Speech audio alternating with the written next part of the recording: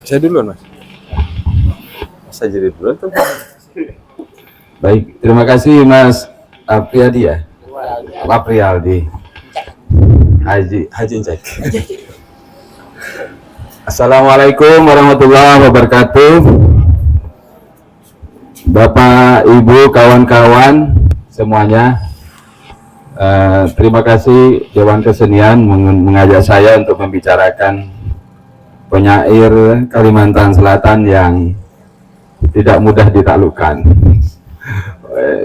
Beliau ini orang yang sangat perfeksionis seperti yang sudah diceritakan sebagian oleh moderator.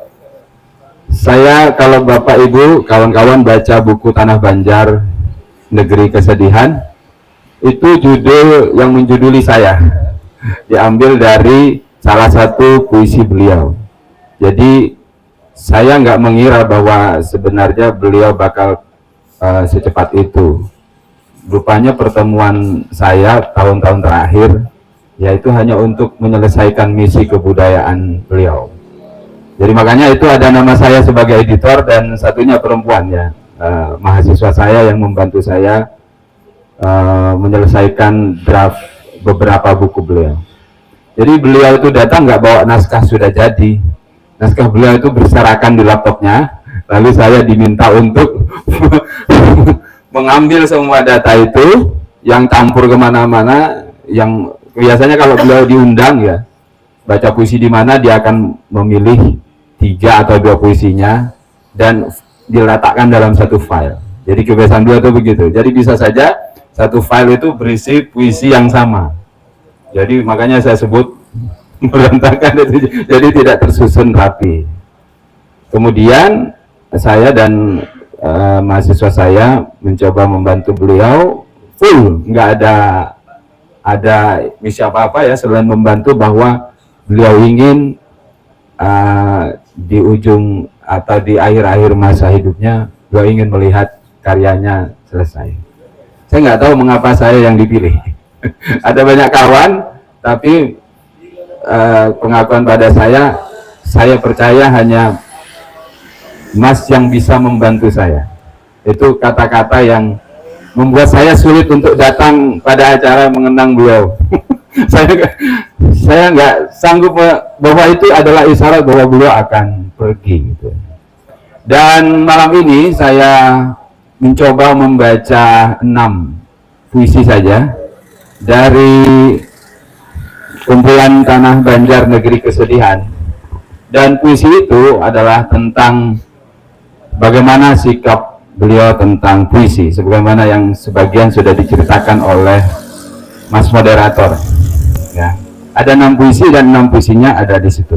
Supaya pembicara saya nggak kemana-mana, saya mencoba membaca catatan yang sudah saya buat seadanya, karena buru-buru Mas Ajri mulai baru kemarin bilang kalau tiba-tiba 2 hari yang lalu ya bilang. Jadi saya tidak ada persiapan khusus untuk membaca semua karya beliau. Mudah-mudahan apa yang saya baca bisa menjadi pengantar ketika kawan-kawan semua membaca seluruh puisi di dalam kumpulan ini. Catatan saya bisa dibaca secara online di s.id/YSASSH. Ya, jadi yang punya kuota silahkan diakses s.id/YSASSH. Bagi yang tidak punya kuota, mohon disimak saja pembacaan yang akan saya baca. Gitu ya. YSAS, puisi, resistensi, dan ambiguitas. YS Agus Yesono, selanjutnya saya sebut YSAS, tentu punya banyak sisi. Sisi persahabatan kita dengan beliau pasti punya kesan yang berbeda.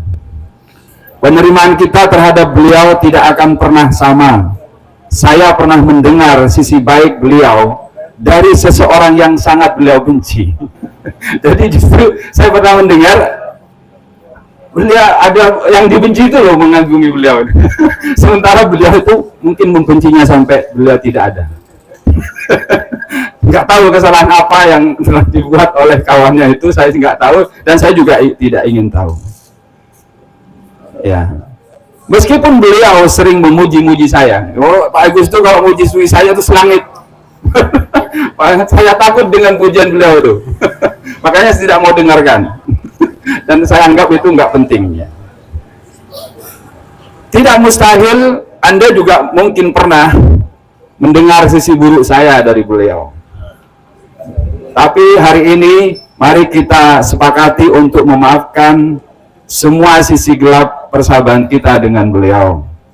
Mari kita merayakan kebaikan-kebaikan peninggalan beliau. Salah satunya adalah kumpulan puisi ini.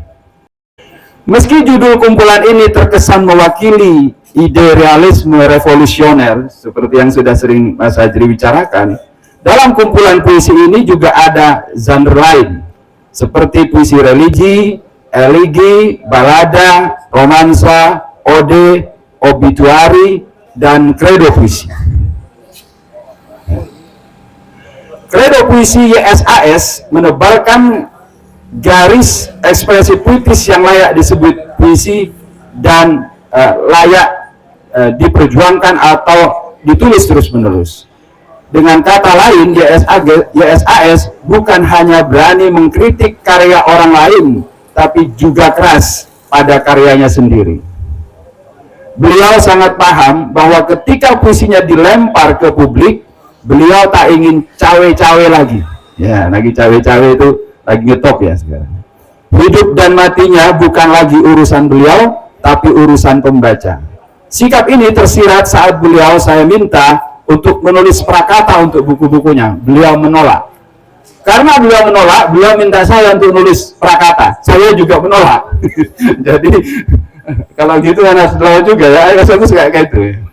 Jadi dia ketika suruh menulis prakata untuk puisi-puisinya, itu dia menolak. Padahal kadang-kadang prakata itu diperlukan untuk pengurusan penyelesaian sebuah buku. Kadang-kadang kan syaratnya harus ada prakata gitu ya. Tapi alhamdulillah untuk puisi dalam pengurusan ISBN tidak diminta. Nah, mana lagi ya? Saya sepakat dan karena itu saya menolak saat beliau minta saya menulis pengantar untuk buku-buku beliau. Resistensi atau sikap penolakan pada sesuatu menjadi pijakan utama dalam sajak-sajak beliau. Resistensi menjadi salah satu ciri khas dari puisi beliau yang kuat. Namun di sini saya tak akan bicara semua tema. Saya memilih puisi ke-7, ke-9, 21, 56, dan 57. Mari kita mulai dari sajak ke-7. Menulis sajak, membuka cakrawala, membaca sejarah. Menulis saja, membuka cakrawala, membaca sejarah. Mataku perih sepanjang jalan, sesuatu tenggelam dalam kelam. Pada langit kelabu, kabut turun. Kurunggut kabut dengan kebimbangan yang aneh. Langit redup semata, begitupun dunia. Dan pada catatan yang dengan terbata ku baca, kenyataan bukan impian, hidup hanya bosan. Di tembok-tembok dunia yang mengisyaratkan kepedihan, kulihat sajak-sajak ditulis, cakrawala terbentang, dan sejarah berulang.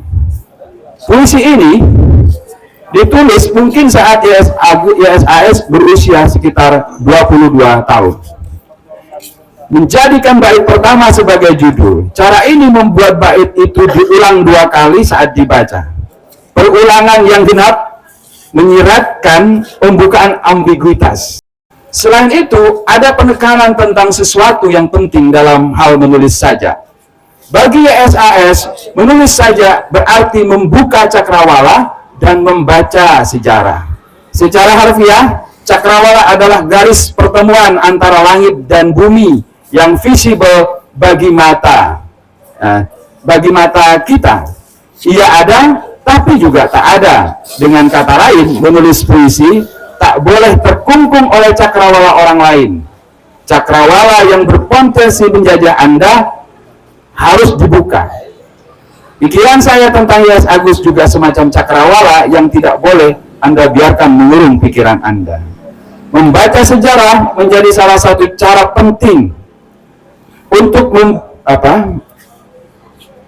untuk membuka cakrawala yang pada dasarnya ambigu dan menyimpan berbagai kemungkinan makna.